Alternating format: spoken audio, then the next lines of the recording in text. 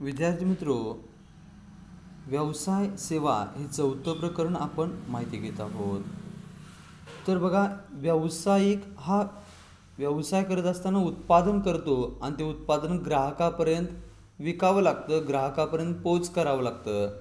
मग अशा परिस्थितीत फक्त उत्पादकानं माल उत्पादित केला म्हणजे झालं नाही, तर उत्पादित झालेला माल ग्राहकापर्यंत पोच करावा लागतो. आणि हे पोच करत असताना बऱ्याच बाह्य सेवा असतील किंवा सेवा घ्यावी लागतात आणि सेवांचा वापर करून ग्राहकापर्यंत पोच करण्याचं काम सेवेचा वापर करून करावं लागतं.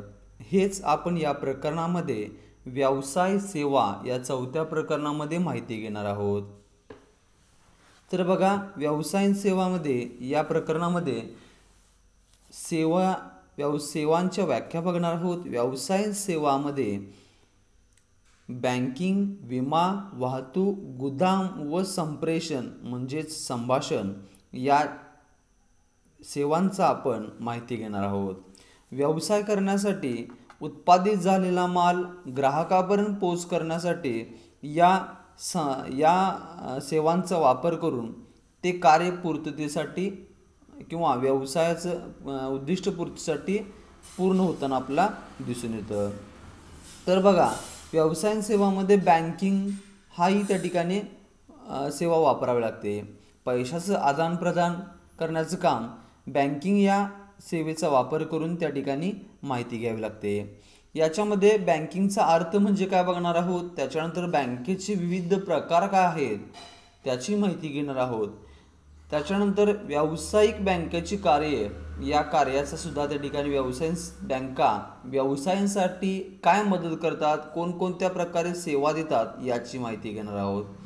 ई बँकिंग सेवा आत्ताच्या आधुनिक जगामध्ये त्या ठिकाणी इंटरनेटचा वापर जास्त करतो आणि इंटरनेट बँकिंगच्या माध्यमातून पैशाचे आदानप्रदान करण्याचं काम बँकिंग सेवा करताना आपल्याला दिसून येतात. या सेवेमध्ये आपण त्या बँकिंग सेवेमध्ये माहिती घेणार आहोत.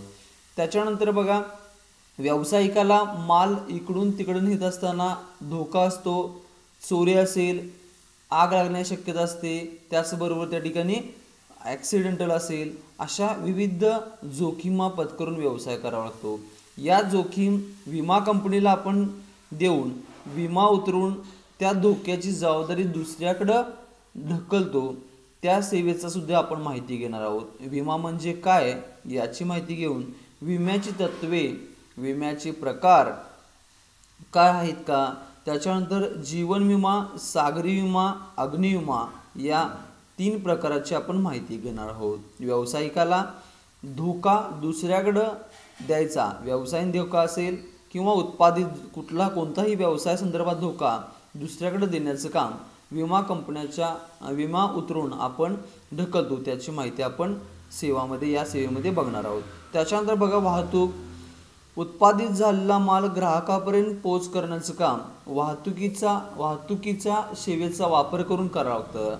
मग असा वापर करत असताना वाहतूक एका ठिकाणून दुसऱ्या ठिकाणी माल पोच करण्याचं काम करते. मग याच्यामध्ये वाहतुकीची जी सेवा आहे ती कशा पद्धतीनं आहे याची आपण माहिती घेणार आहोत. वाहतुकीचा अर्थ, वाहतुकीचे वेगवेगळे प्रकार आहेत. त्याच्यामध्ये रस्ते वाहतूक, रेल्वे वाहतूक, जलवाहतूक, हवाई वाहतूक असेल, इतरही त्या ठिकाणी पारंपरिक ही वाहतूक होती. त्याची आपण या वाहतुकीच्या प्रकार सेवामध्ये व्यवसाय कोणकोणत्या वापरू शकतो याची माहिती घेणार आहोत. त्याच्यानंतर बघा, गुदामाचा वापर सुद्धा त्या ठिकाणी गुदाम म्हणजे साठवणूक गृह. माल एका ठिकाणून दुसऱ्या ठिकाणी नेल्यानंतर लगेचच ग्राहक येतो असं म्हणता येत नाही. बऱ्याच अंशी ग्राहक त्याच्या सवडीनुसार, त्याच्या वेळेनुसार, त्याच्या उपभोगानुसार वस्तूची मागणी करत असतो. म्हणून उत्पादकाला अगोदरच माल उत्पादित करून मालाची साठवणूक करावी लागते आणि याच्यासाठी साठवणूक गृह, गुदामाची आवश्यकता असते. मग याचा अर्थ, त्याचबरोबर गुदामाची कोणकोणती कार्य आहेत, गुदामामध्ये काय काय करावं लागतं, मालाची विभागणी, मालाचं वर्गीकरण, मालाची योग्य पद्धतीने काळजी घ्यावी लागते याची माहिती घेणार आहोत.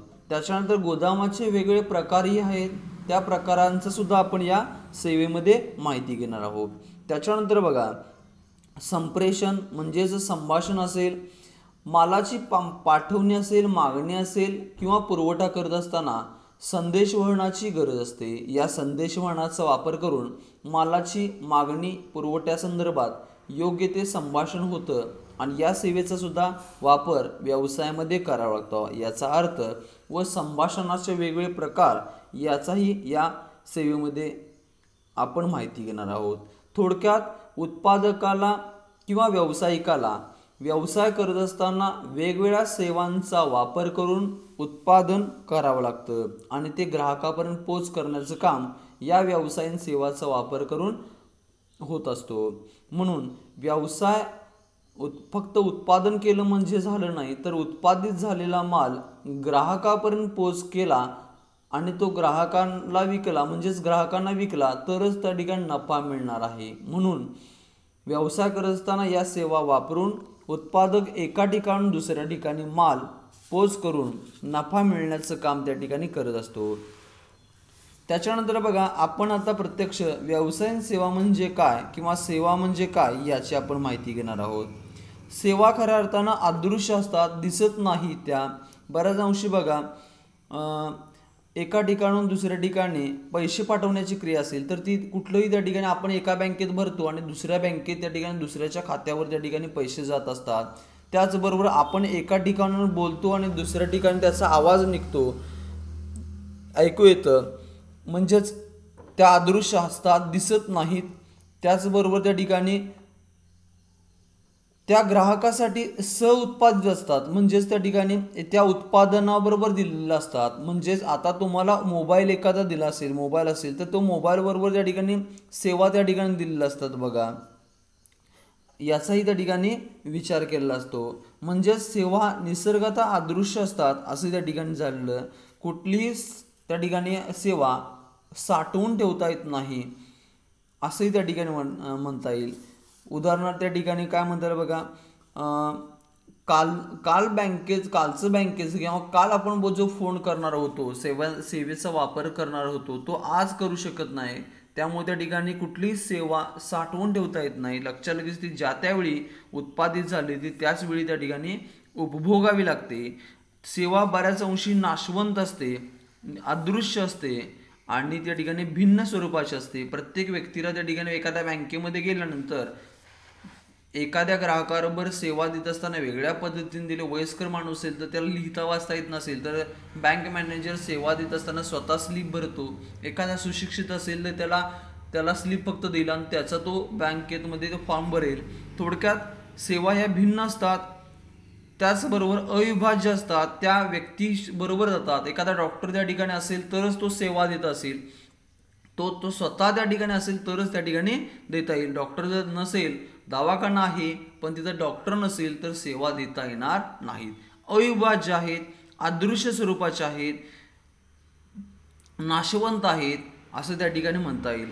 म्हणजे त्याचबरोबर त्या ठिकाणी ग्राहकाचा ती सेवा उपभोगत असताना ग्राहकाचा सुद्धा सहभाग आवश्यक आहे. समजा तुम्हाला कोल्हापुरातून मुंबईला जात असाल तर ST मध्ये किंवा बसमधनं जात असताना ती सेवा आहे, पण ती सेवामध्ये तुम्ही प्रत्यक्ष तोपर्यंत ग्राहक म्हणून उपभोगत नाही, जोपर्यंत प्रवास करायची इच्छा होत नाही, प्रवास म्हणून तुम्ही जात नाही, तोपर्यंत ती सेवा आपल्याला वापरता येत नाही. थोडक्यात या सेवा अदृश्य स्वरूपाच्या असतात, भिन्न स्वरूपाच्या असतात, अविभाज्य असतात, विसंगती येते. प्रत्येक व्यक्तीच्या त्या ठिकाणी प्रत्येक ग्राहकानुसार त्या ठिकाणी विसंगती येत असते असं थोडक्यात म्हणता येईल. त्याच्यानंतर बघा, या सेवा ओळखण्याच्या बाबतीत त्या ठिकाणी अवघड असते. प्रत्येक व्यक्तीशी त्या ठिकाणी वेगवेगळ्या त्या ठिकाणी येतात. त्याचबरोबर सेवा विकत असताना त्या ठिकाणी ताबा दिला जातो पण मालकी हक्क देता येत नाही. काय म्हटलं तुम्हाला बघा, बऱ्याच अंशी मेडिकल शॉप असेल बघा, परवाना दिला जातो, परवाना एकच असतो आणि चालवतोय दुसराच. म्हणजेच सेवा दुसऱ्याला ताबा दिला जातो पण मालकी हक्क दिला जात नाही. बऱ्याच अंशी मोठमोठ्या कंपन्या तुम्हाला 1 वर्षासाठी बघा, सॉफ्टवेअर कंपन्या 1 वर्षासाठी पॅकेज असतं, 2 वर्ष आमचं सॉफ्टवेअर वापरा, त्याच्यानंतर त्या सॉफ्टवेअरचा ताबा त्यांचाच राहतो. एखाद्या घरामध्ये आपण भाडेतत्वावर राहतोय, ती सेवा वापरतोय, कुळ म्हणून किंवा भाडेकरू म्हणून एखाद्या घरात राहतोय, एक महिन्याला 5,000 रुपये 3,000 रुपये भाडं देतोय, पण प्रत्यक्ष सेवा वापरते पण प्रत्यक्ष त्या घराचा आपल्याला ताबा दिला जात नाही, असंही त्या ठिकाणी म्हणता येईल. त्याच्यानंतर बघा, कुठलीही सेवा संग्रहित किंवा वाहतूक केली जाऊ शकत नाही. आता संग्रहित म्हणजे काल जे बँकेत एखादं काम करायचं होतं ते आज मी करतो म्हणता येत नाही, का तर कालच्या डेटला कालच्या तारखेला काल जे करायचं होतं तेच करू शकला असता, असंही म्हणता येईल. थोडक्यात बऱ्याच अंशी सेवा नाशवंत असतात. काल जे व्हायला होतं ते काल पूर्ण झालं, आज पुन्हा नव्या पद्धतीने त्या ठिकाणी करायला पाहिजे. त्याच्यानंतर बघा, व्यवसायिक सेवाच्या व्याख्या. सेवा ही अशी कार्यक्षमता असते जी एक पक्ष दुसऱ्या पक्षाला देऊ शकतो, जी मूलतः अदृश्य असते आणि परिणामी कोणत्याही गोष्टीची मालकी नसते. त्याचे उत्पादन भौतिक उत्पादनाशी जोडले जाऊ शकते किंवा नाही. त्याच्यानंतर बघा, विक्री किंवा वस्तूच्या विक्री संदर्भात देण्यात येणाऱ्या कृती, फायदे किंवा समाधान. एखादी वस्तू विक्री केल्यानंतर त्या विक्रीपासून तुम्हाला समाधान मिळेल, कृती दिल्यामुळे त्या ठिकाणी फायदा लोकांचा होईल, त्याला त्या ठिकाणी सेवा असं म्हणता येईल. कार्यक्षम त्याच्यानंतर अदृश्य स्वरूपाचे असतात, मालकी दिली जात नाही, ती सेवा वापरायचं काम त्या ठिकाणी करतो. या सेवेची वैशिष्ट्ये काय बघा. अमूर्त म्हणजे त्या ठिकाणी स्पर्श करता येत नाही तुम्हाला, असेच त्या ठिकाणी म्हणता येईल. सेवा या त्या ठिकाणी भौतिक उत्पादन नाही जे स्पर्श करू शकत नाही. खरेदीदार किंवा प्राप्तकर्त्याद्वारे सेवा अनुभवली जाऊ शकते पण त्या ठिकाणी स्पर्श करता येत नाही. बऱ्याच अंशी त्या ठिकाणी बघा स्पर्श करता येत नाही असं म्हणता येईल. आपण एका ठिकाणी फोन करतोय आणि दुसऱ्या ठिकाणी आपण बोलतोय, त्याचबरोबर बँकेत पैसे भरल्यानंतर दुसऱ्याच्या बँकेमध्ये त्या ठिकाणी खात्यावर पैसे जमा होतात. कुठलीही त्या ठिकाणी सेवा तुम्हाला दिसत नाही, स्पर्श करता येत नाही म्हणता येईल. त्याच्यानंतर अविभाज्य, सेवा प्रदान करणारा व्यक्ती आणि याच्याशी सेवा विकणारा व्यक्ती असेल आणि त्या प्रत्यक्ष सेवा याच्याशी भिन्नता येत नाही. अविभाज्य घटक, एखाद्या डॉक्टर पासून त्या ठिकाणी सेवा आपण घेत असतो किंवा त्या ठिकाणी त्याची सेवा दुसऱ्याला तो देत असताना तोच व्यक्ती प्रत्यक्ष जर असेल तरच त्या ठिकाणी ती सेवा देता येईल असं त्या ठिकाणी म्हणता येईल. सेवा प्रत्यक्ष ते व्यक्ती असेल तरच. त्याच्यानंतर ती एका कोल्हापुरापासून जाणारे मुंबईला एसटी असेल तर तीच बस तुम्हाला त्याच वेळेला जर गेला तरच ती त्या ठिकाणी ती सेवा वापरता येईल. म्हणजे सेवा ही अविभाज्य आहे. त्याचबरोबर त्या ठिकाणी बघा, ग्राहक त्या ठिकाणी सेवा वापरत असताना एकाच वेळी आणि उत्पादन ही एकाच वेळी होतं आणि वापरही एकाच वेळी होतो. उदाहरणार्थ त्या ठिकाणी बघा, बस सेवा असेल, बस सेवा असेल किंवा त्या ठिकाणी रेल्वेची सेवा असेल किंवा विमान सेवा असेल, सकाळी 8 वाजता जाणारी रेल्वे, विमान किंवा एसटी ती 8 वाजता जाणार आहे. उत्पादन ही त्याच वेळी झालं आणि सेवा ही त्याच वेळी तुम्हाला उपभोगायची आहे. म्हणजे त्या ठिकाणी उत्पादन आणि उपभोग हा एकाच वेळी त्या ठिकाणी होतो, साठवून ठेवता येत नाही. त्याच्यानंतर बघा, विसंगती.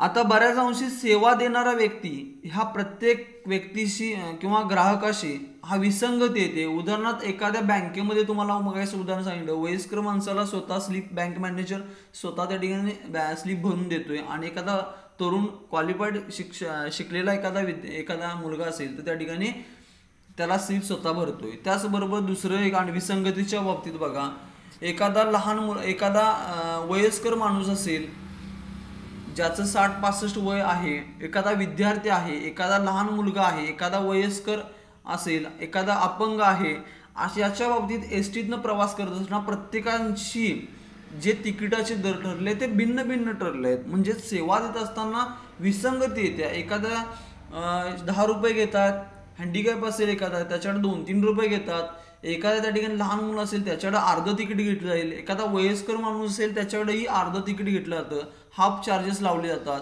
याचाही विचार करता सेवा देतात असताना विसंगती येते. भिन्न भिन्न ग्राहकानुसार त्याला सेवा देणारा व्यक्ती त्या ठिकाणी भिन्न पद्धतीने देतो. त्याच्यानंतर बघा, नाशवंतपणाच्या बाबतीत विचार केला तर सेवा ह्या अमूर्त आहे, स्पर्श करता येत नाही आणि त्यामुळे त्या ठिकाणी बघा सेवा साठवून ठेवता येत नाही. ज्यावेळी उत्पादन होतं त्याच वेळी त्या ठिकाणी सेवा वापरावी लागते. बऱ्याच अंशी त्या ठिकाणी वापरावे लागत असल्यामुळं नाशवंत राहते. म्हणजे काल एखादी गाडी आता संध्याकाळी तुम्हाला सांगितलं रेल्वे असेल, विमान असेल किंवा एस टी असेल, त्या एस टीतनं 8 वाजता जाणारी गाडी रिकामी जरी गेली तरी त्या ठिकाणी त्या जागा असताना सुद्धा रिकामी त्या ठिकाणी राहील. कुठली त्या ठिकाणी साठवून ठेवता येत नाही त्या बसेस किंवा ती तिकीट किंवा त्या ठिकाणी त्या सीट्स तुम्हाला साठवून ठेवता येत नाही. ती गाडी त्यावेळी रिकामी जाणार. आणि त्याच्याही पेक्षा वेगळं, तीच गाडी क्षमतेपेक्षा जास्त लोक बसू शकत नाही. जेवढी आसन क्षमता आहे तेवढीच बसू शकतात. म्हणजे काल गाडी रिकामी गेली म्हणून आज गाडी जास्त भरता येईल असं म्हणता येत नाही. म्हणजे ज्या त्यावेळी ती सेवा नाशवंत होते.